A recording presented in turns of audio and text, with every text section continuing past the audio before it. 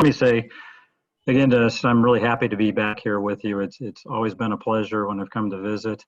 Um, really sorry this has to be on Zoom. I really like seeing everybody in person, and really miss seeing everybody in person, and gonna particularly miss the free donuts and the coffee cake that you usually have after service. But maybe next time I'm there, I'll take a doggy bag home with me to make up for it. Anyway, we're still just trying to make the best of things in these challenging times, as you often hear this period phrased. And in fact, that's kind of what I want to talk about today, is making the best of things in these challenging times.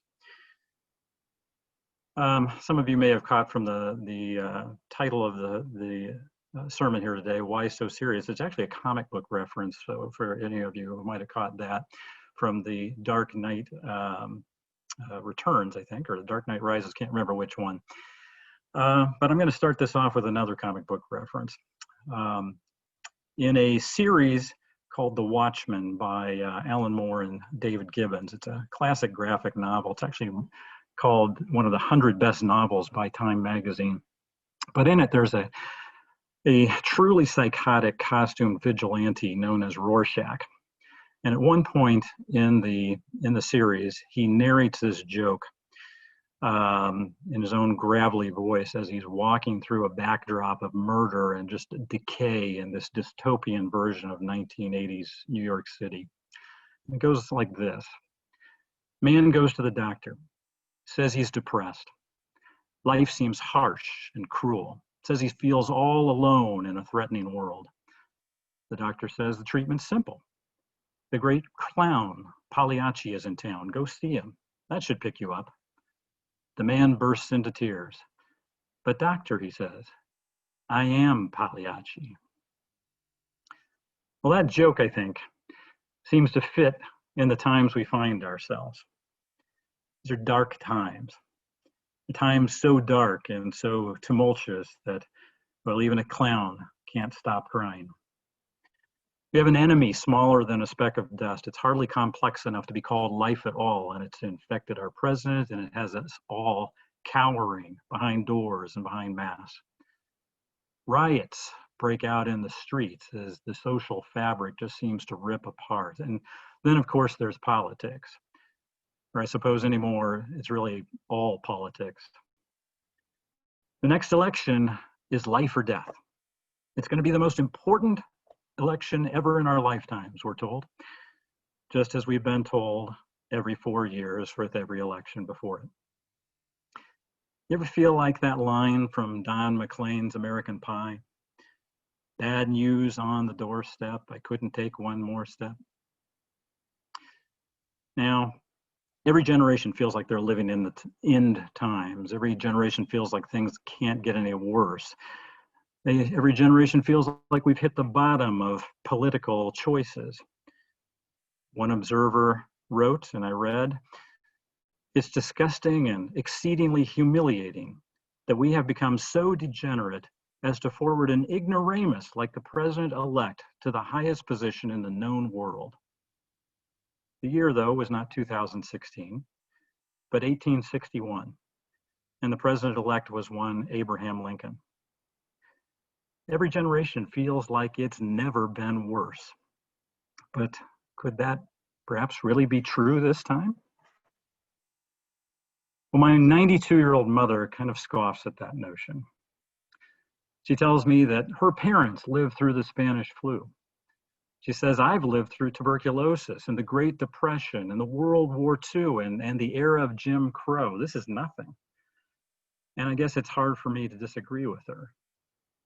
Toilet paper shortages, microaggressions, and mask mandates are really kind of laughable annoyances compared to the deprivations and injustices that she's been witness to over her lifetime. It's truly laughable, really. And yet, turn on the news, pull up your Facebook page, tune into your favorite late night show. It's all riots, it's all anger, it's fear, it's anxiety. It may not be the worst of times, but no one's laughing right now. Why so serious, though? You know, very little of what passes for entertainment these days can beat the simple pleasure of an Indiana summer evening that you spend sitting around a bonfire and shooting the breeze with good friends. And a few weeks ago, I was blessed to experience such an evening with two of my closest buddies. And over the course of 4 hours and some really fabulous homemade egg rolls, the talk turned to the current negative state of the American psyche. And don't worry, we also talked about superhero movies and sports and beer. And of course, we pointed out embarrassing moments from each other's past. But we did get a little serious. We wondered how the national attitude had become so negative, how the most prosperous, arguably freest, and definitely most technologically advanced people in history could seemingly be so dissatisfied with the present and pessimistic about the future. How could a generation that truly fulfilled the hopes and dreams of its ancestors be itself so hopeless? Well, the wife of one of those two buddies at the bonfire is a psychologist, and she conducts leadership evaluations and training for major corporations. And she had recently told him about an interesting study. According to that research, in little over 100 years, the risk tolerance of Americans has done a virtual 180. From a sturdy stock of men and women willing to drop everything they had and literally risk life and limb to move west for just a chance at fame and fortune, we've become a nation of insecure and sometimes outright terrified people, cowering in our homes, just hoping that everyone and everything will just leave us alone. Oh, sure, we wager a few dollars here and there on a football game or a lottery ticket, but almost nothing on ourselves and on our own ingenuity. So why is that, we wondered? So the answer really is kind of obvious. Ironically, it's partially our very success that has doomed us. Our forefathers' hard-scrabble existence made the risks of the trail somewhat easier to swallow. As Bob Dylan sang, when you ain't got nothing, you got nothing to lose. We, however, who are at the top of the heap of history and the world, are not so lucky, if you will. Having attained our own golden cages of comfort, we expend our energies simply worrying about how to stay in them. Cars, cell phones, houses, 401ks, air conditioning, indoor plumbing. In the eyes of the world, and always in the backs of our minds, we have so much to lose. But it's not simply what we have, but the meaning that we've attached to it, or rather the lack of meaning that we attach to everything else. As our society has marched ever more in step to a secular drumbeat, our view of reality ever more towards an emphasis on only the objective, only the measurable and the verifiable, we have abandoned our sense of wonder, our faith in things unseen, our innate yearning for something eternal, something moral, something bigger than ourselves. Left then with only one certainty, that of our own demise, we desperately cling to our physical possessions and to our superficial distractions for as long as we can, and we quietly lose all hope. And that, my friends, is the big difference between the generations of our parents and our grandparents and our own. We, as a society, have lost hope. Cooper, the ex-astronaut turned farmer in Christopher Nolan's film Interstellar, I think sums it up best.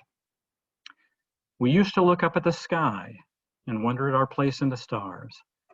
Now we just look down and worry about our place in the dirt. Why so serious?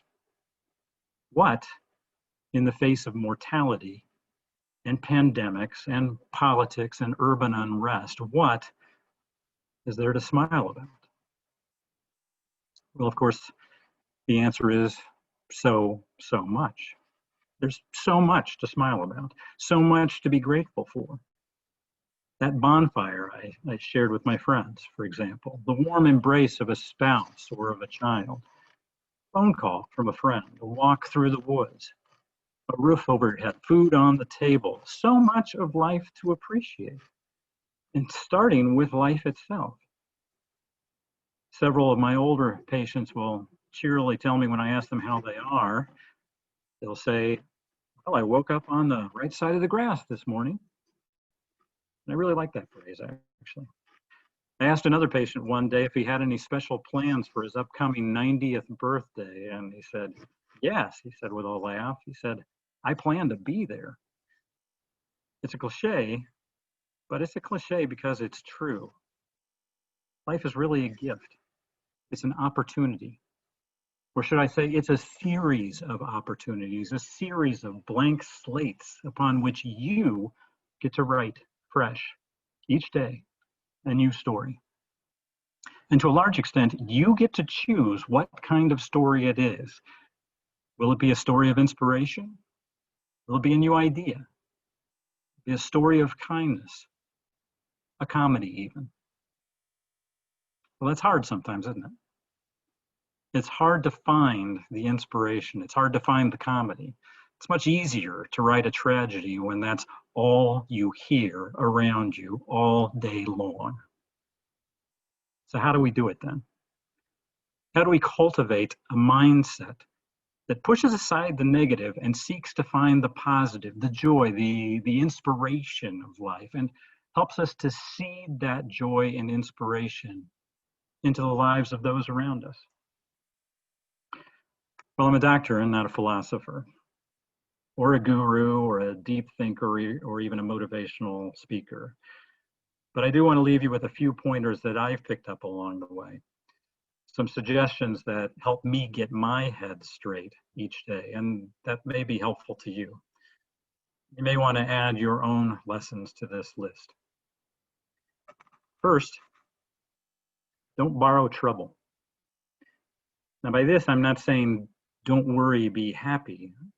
There are things to worry about. There are real things we have to be concerned about, and that concern should motivate us to work on solutions to those things. But don't go actively looking for problems you don't have to worry about. And I see so many people doing this. Winston Churchill, one of the most quotable fellows of the 20th century, once remarked, I remember the story of the old man who said on his deathbed that he had a lot of trouble in his life, most of which had never happened. And it's true, research has shown that anywhere from 85 to 99% of what we worry about never happens. Will Rogers observed that worrying is like paying a debt that may never come due. Well, if you want to write your comedy each day, don't start by writing that check. Second, don't waste your time and energies on things you can't or won't do anything about. Turn off the news. Now, I don't mean by that that you should become willfully ignorant of the world around you. You should stay informed, certainly, but realize how little of it you really need to know. I understand that sounds kind of, counterintuitive, but consider this example.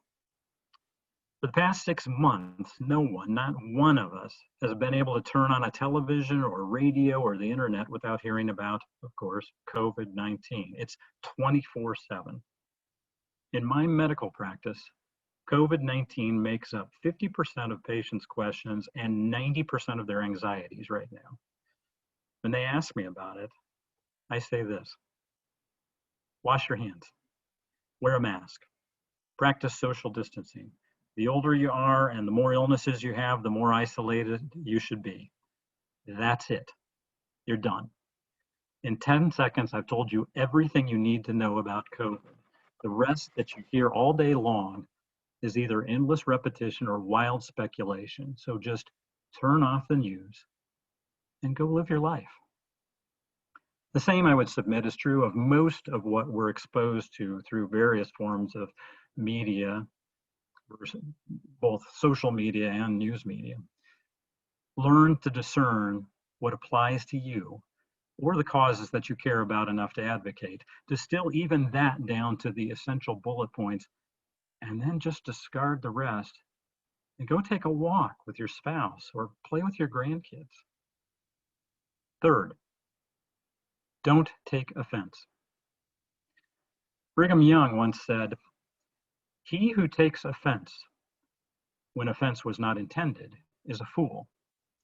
Yet he who takes offense when offense is intended is an even greater fool, for he has succumbed to the will of his adversary."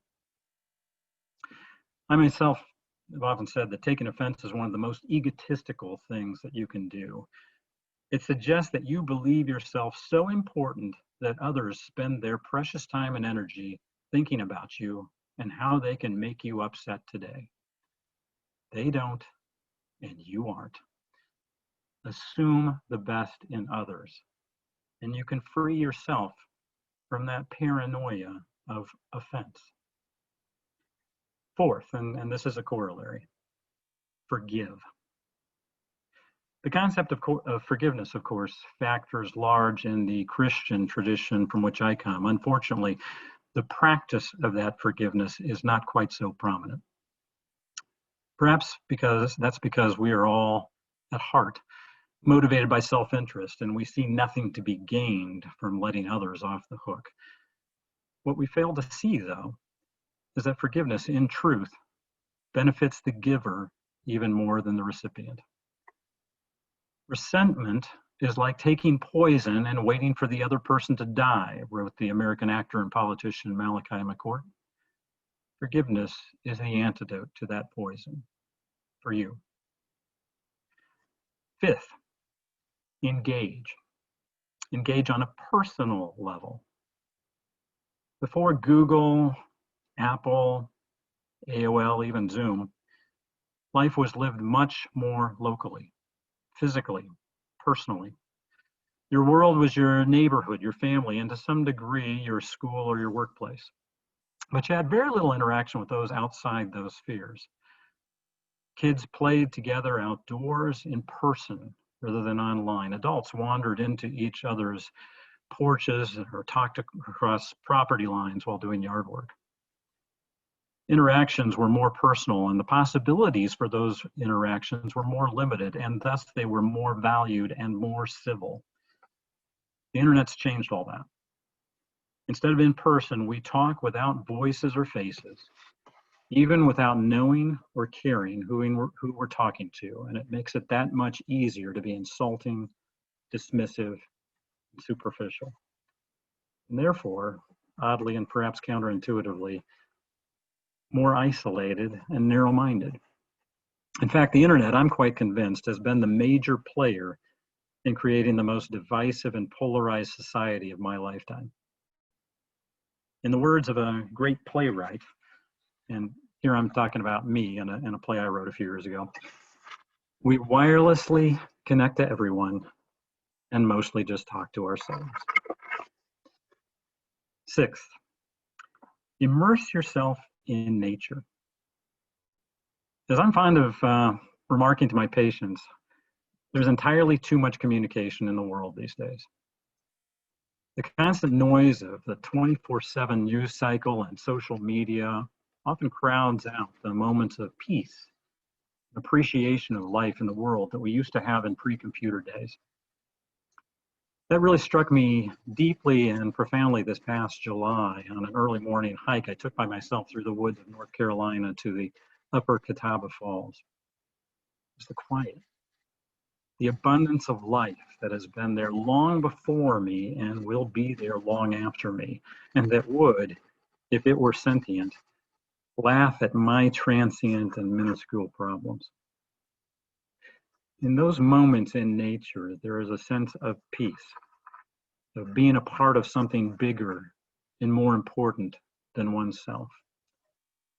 So whether in the Black Mountains of North Carolina, the woods of Eagle Creek Park, or even in the simplicity of a flower garden in your backyard, take time to be quiet and appreciate the beauty, complexity, and the interconnectedness of a creation that is much bigger than you. And finally, and if you take away only one thing from my talk today, let it be this. Never forget that life is too important to take seriously. Let me say that again. Life is too important to take seriously.